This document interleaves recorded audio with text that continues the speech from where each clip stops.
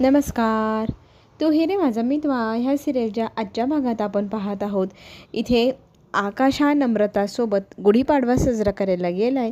ह्या गोष्टीमुळे वल्लवीला फार त्रास झालेला असतो आणि ती ह्याच गोष्टीवर वाद घालत असते अरविंदसोबत आणि तो तिला समजत असतो की ते दोघंजणं लग्न करणार आहे. त्या दोघांना एकमेकांसोबत चांगला वेळ घालू दे, नको सतत किरकिर करू असं म्हणून मामा तिथनं पळ काढू लागतात. समोरूनच अर्णव त्याला आलेला दिसतो. अर्णव मात्र एकटक वरती पाहत असतो. तर मामाही पाहू लागतात की एकटक एका दिशेने काय पाहतोय माझा भाचा. आणि तिथे त्याला ईश्वरी दिसते. ईश्वरीला पाहून अर्णवला मामा चिडवू लागतात, तुझी विकेट पडलेली दिसते. तर तो म्हणतो म्हणजे काय? म्हणजे वाघाचे पंजे असं म्हणत मामा तिथे हसत हसत निघून जातात. अर्णव समोर ईश्वरी उभी असते. ईश्वरीला एकटक तो पाहत असतो आणि मग तितक्यात ती त्याला विचारू लागते की आपण सजावट करायला जायचं का? तर तो एकटक तिच्याकडे पाहत असतो, तिच्या मागे मागे चाललेला असतो. इथे ईश्वरी सजावट करण्यासाठी फुलं घेऊन आलेली असते. त्याच्या माळा ओवलेल्या असतात. त्याचं आता तिला तोरण लावायचं असतं दाराच्या बाहेर. तर ते तोरण लावण्यासाठी मग ती प्रयत्न करू लागते आणि खुर्ची आणते. खुर्ची आणून ती आता तोरण लावण्याचा प्रयत्न करत असताना तिचा हात पुरत नाही आहे ही गोष्ट अर्णवच्या लक्षात येतं. आणि अर्णव तिला म्हणू लागतो, तुझा हात पुरत नाही आहे तर मी ते लावतो. तर तिचं स्टंटबाजी चालूच असते की मी लावते. बघता बघता हिचा काय हात पुरेन असं होतो. मग अर्णव स्वतः मग वरती चढून ते लावू लागतो. अर्णव तिला मदत करत असतो आणि ती त्याला सांगत असते कसं कसं तोरण लावायचं. त्या पद्धतीने अर्णव मग ते तोरण लावू लागतो. दोघांमध्ये खूप छान केमिस्ट्री आपल्याला पाहायला मिळेल. रोमॅन्टिक असे सीन दोघांमध्ये आपल्याला इथे फुलाचे तोरण लावताना पाहायला मिळेल आणि ह्या सगळ्या गोष्टीचा आनंद इथे आपण घेऊ शकतो. पुढे आपल्याला हेही पाहायला मिळेल, ईश्वरी तिच्या नादामध्ये असते आणि तिचं लक्ष नसतं अर्णवकडे. त्याच वेळेला अर्णवचा तोल जातो. ईश्वरी जोपर्यंत त्याच्याकडे पाहणार तोपर्यंत तो धडपडलेला असतो, तेही तिला घेऊन. आणि इथे तीही खाली पडलेली असते. नंतर तोही पडतो. त्या दोघांमध्ये इथे आपल्याला चांगलीच रोमॅन्टिक असे सीन पाहायला मिळणार. त्याच्यानंतर तो जेव्हा उठण्याचा प्रयत्न करतो त्याच्या शर्टच्या बटनामध्ये ईश्वरीचं मंगळसूत्र अडकले जातं आणि मग तो अलगदपणे ते मंगळसूत्र काढू लागतो आणि काढल्यानंतर तो चटकन उठतो. ईश्वरीलाही हात देतो. मग तीही उठते.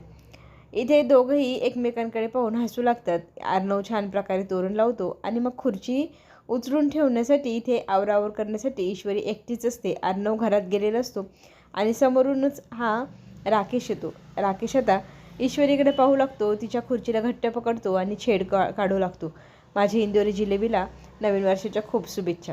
आणि इथे तो तिला म्हणू लागतो की आज तू खूपच सुंदर दिसते. तर तू इथे खुल्ला छेडछाड करतोय हे पाहिल्यानंतर ईश्वरीचा संताप होतो आणि तीही म्हणू लागते, तुला वाटतं की तुलाच जमतं तर मलाही जमू शकतं. तू जर छेड काढलीस ना तर तुझी इथे पिटाई मी करू शकते, तेही कुणाला न कळता.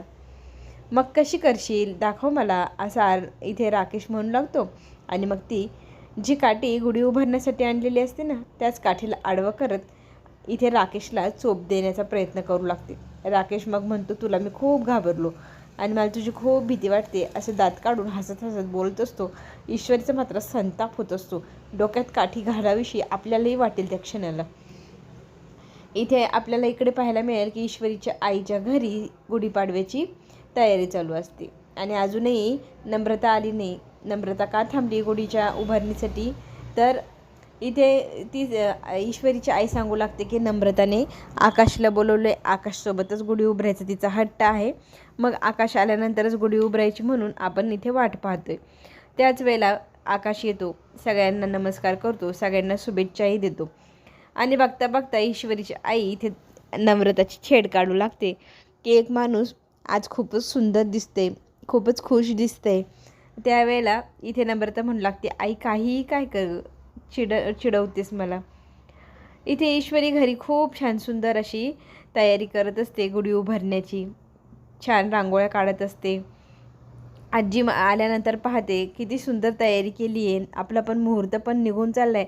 तर घाई अर्णव काम कर असं म्हणू लागते. तर मामा म्हणतात, आज काय अर्णव काही काम करत नाही, त्याचं लक्ष सध्या रांगोळीकडेच आहे. म्हणजे ईश्वरीकडे असं मामा खुणवता आणि त्याची छेड काढू लागतात. तो म्हणतो काहीही काय मामा. मग दोघं मामा भाचे दोघं मिळून पटपट ती तयारी करू लागतात. ईश्वरी त्यांना साडीच्या छान प्रकारे मिऱ्या पाडून देते आणि मग अर्णव ईश्वरी दोघं मिळून त्या साडीला गुढीच्या काठीवरती बांधू लागतात. दोघंही एकमेकांकडे पाहत असतात. एकमेकांच्या प्रेमात इतके दंग होऊन गेले की आजूबाजूला कोण काय करतंय काही भान राहत नाही. दोघंजण एकमेकांसोबत खूप सुंदर असा वेळ घालवत असतात. आणि हा सगळा प्रकार आजी बघत असते. आजीला खरं तर खूप सुंदर वाटतं की आपल्या नातवाच्या आयुष्यात छान मुलगी आली आहे, त्याचा संसार बहरतोय. हे पाहून आजीला समाधान वाटत असतं. दोघेजण मिळून गुढी छान सुंदर अशी सजावट करून तयार करतात. हे पाहिल्यानंतर आजी म्हणते की किती सुंदर दिसते गुढी. इकडे मात्र राकेशचे कट कारस्थानं चालूच आहे. अंजलीला तो मुद्दामच विचारतो, तुझ्या नवऱ्याला तुला हवे तसे मानपान मिळतायत ना? तर ती म्हणते मिळालेच पाहिजे. मी या घरात आले तेव्हा मी हीच अट ठेवलेली आहे, तुम्हाला सगळे पान मिळावे तरच मी या घरात राहीन, नाही तर मी निघून जाईल हे सांगितलेलं आहे.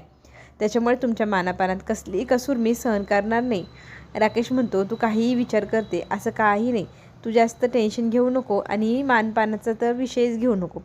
इथे मात्र तिच्या डोक्यात बरोबर पिल्लू सोडलेलं असतं राकेशने. आणि आजीचं म्हणणं असतं की मुहूर्त निघून चालला आहे तर अर्णव ईश्वरी तुम्ही दोघंजण गुढी उभारा. पाठीमागनं हाक येते, थांबा.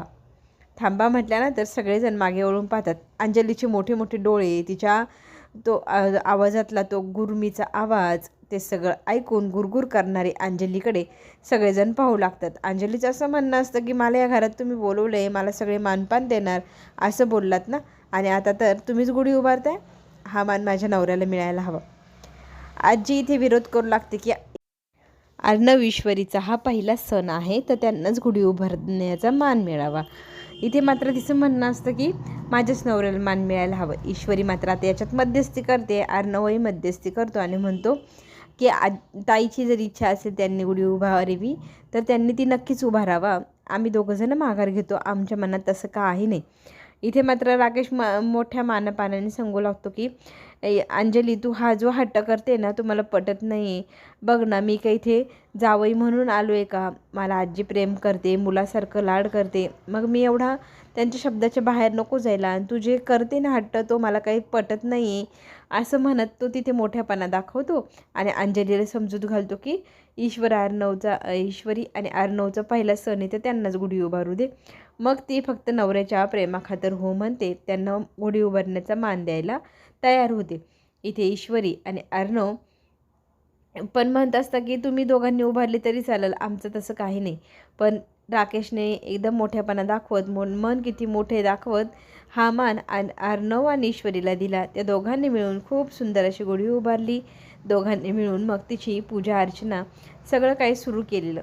इकडे मात्र राकेशने बरोबर अंजलीचा संताप करून दिलेला असतो. अंजली मात्र एक क्षणही आनंदी नसते ते सगळं होत असताना. तिच्या चेहऱ्यावरती 12 वाजलेले आपल्याला दिसणारच. पुढे आपल्याला हेही पाहायला मिळेल की सगळेजण आता ईश्वरी आणि अर्णवने गुढी उभारल्यानंतर आनंदी असतात. इकडे ईश्वरीच्या माहेरीही छान प्रकारे गुढी उभारण्यात आली, तीही आकाश आणि नम्रताच्या हातून. आईबाबांनीही पूजा केली. नम्रताने आपल्या आकाश होणाऱ्या जोडीदारासोबत गुढीचं पूजन केलं. खूप छान प्रकारे गुढीची पूजा अर्चना झाली, गुढी स्थापित झाली. आनंदीमय वातावरण असतं. हसत खेळत सगळा वेळ घालवलेला असतो. आकाश मात्र आता म्हणत असतो की गुढीचं उभारणीचा कार्यक्रम झाला आहे तर मी आता माझ्या घरी जायला निघतो. तरी ते नम्रताचे वडील म्हणतात की माझ्यासोबत तुम्ही जेवण करूनच जा. तर तो म्हणतो की नाही, मला उशीर होतो आहे, पुन्हा कधीतरी. जेवण नाही तर निदान चहा तरी प्या असं म्हणत नम्रताचे बाबा त्याला थांबवतात. नम्रताही थांबवते आणि म्हणते की मी चटकन जाते, पटकन येते चहा घेऊन. इकडे आपल्या ईश्वरीने छान प्रकारे गुढीला जो नैवेद्य बनवलेला असतो त्याचं ताट आणलेलं असतं. त्या नैवेद्याला समर्पित केले जातं. त्या गुढीला खूप सुंदर असं पूजन पार पडल्यानंतर ईश्वरी हा मान देते अंजलीला की ताई तुम्ही दोघांनी मिळून गुढीचं औक्षण करावं. इथे रागारागाने ताट खिसकावून घेते आपली अंजली आणि मग फेकावं का वाहावं तसं ती भराभरा ते हळद कुंकू फेकते, फूल फेकते, गुढीला नमस्कार करते आणि बाजूला होते. आपल्याला हेही पाहायला मिळेल की आकाशकडे ईश्वरीचे आईवडील चौकशी करू लागतात की तुमच्या घरचं वातावरण बिघडलेलं होतं तर ते आता व्यवस्थित आहे ना, सगळं व्यवस्थित चाललं आहे ना. तर आधी आडेवेडे आकाश घेतो, नंतर सांगतो खरं सांगायचं तुमच्यापासून काय लपवायचं, आमच्या घरात अजूनही प्रॉब्लेम चालूच आहे. पण ईश्वरी आणि अर्णव हे दोघंजणं खूप छान जोडी आहे, जी सगळं वातावरण आमच्या घरातलं सांभाळून घेत आहे. त्याच्यामुळे आता काही टेन्शन नाही, ते दोघंजणं कुठलंही संकट येऊ दे छान प्रकारे संकट पार पाडतील. त्याच वेळेला नम्रता येते, घाईघाईने आकाशच्या हातावर चहाचा कप ठेवते आणि ईश्वरीच्या आईच्या लक्षात येतं की हा चहाचा कप फक्त आकाशसाठीच आला आहे, बाबांसाठी आलेला नाही. तर ती विचारू लागते की तू बाबांना चहा नाही आणलास? तर ती म्हणते नाही आणणार आहे, जाते मी पटकन आणि घेऊन येते. मग दोन्ही कप सोबत का नाही आणले? तरी ती म्हणते की मी आणतेच, लगेच जाते.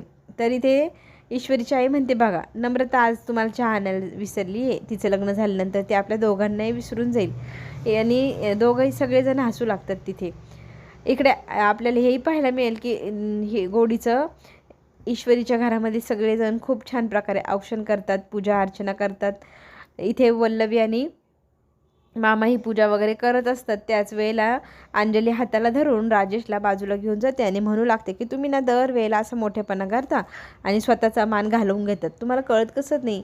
तुमचा मान गेला की माझाही सन्मान जातो, त्याच्यामुळे तुम्ही ना दरवेळेला माघार घ्यायची नाही. मी सांगते ना तुम्हाला मान मिळाला पाहिजे, जर तुम्हाला मान मिळाला तर मला सन्मान मिळेल. इथे रागाने अंजली घरामध्ये निघून जाते आणि तिच्या मागे मागे लगेचच राजेशही शिपटावाने निघालेला असतो. हे सगळं प्रकार आपली ईश्वरी आणि अर्णव लांबून उभे राहून पाहत असतात.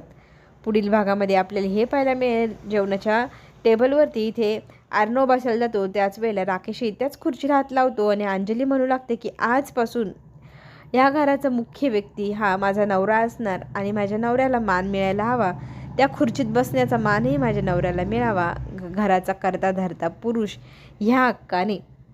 आता इथे सगळ्यांचा विरोध असतो, पण अर्णव आणि ईश्वरी म्हणतात की तुम्ही म्हणाल ना ताई तसं करू, ताईला खुश ठेवायचं एवढाच त्यांचा हेतू, असं म्हणत सगळा मान त्या राकेशला त्यांनी दिलेला असतो. रिया मात्र फार संतापलेली आहे. तिने एक गुंडा हायर केला आहे, ज्याच्याकडनं आता ती राकेशची चांगली धुलाई करून घेणार आहे. आणि तो गुंड दुसरा तिसरा कोण नसून तो दादाच निघाला. आता दादाने ही गोष्ट जाऊन अर्णवला सांगितली आणि अर्णव आता म्हणू लागतो की तू त्याला इतका त्रास दे की एका दिवसात पैसे आणायला सांग, म्हणजे तो काहीतरी घरात चूक करेल आणि त्या चुकीचा आपल्याला फायदा घेता येईल. आता दादाने एक पार्सल पाठवले, त्या पार्सलला खोलल्यानंतर राकेशच्या पायाखालची जमीन सरकली. आता काही करून दादाला लवकरात लवकर पैसे द्यायचे, त्याच्यासाठी तो काय करतोय हे सगळे काही ट्विस्ट पाहण्यासाठी आपण चॅनलला लाईक करा, सबस्क्राईब करा आणि हा 3 तिघडा कसा सॉल्व होणार तेही आपण पुढे जाऊन पाहूयात. तोपर्यंत सगळ्यांना माझा निरोप. धन्यवाद.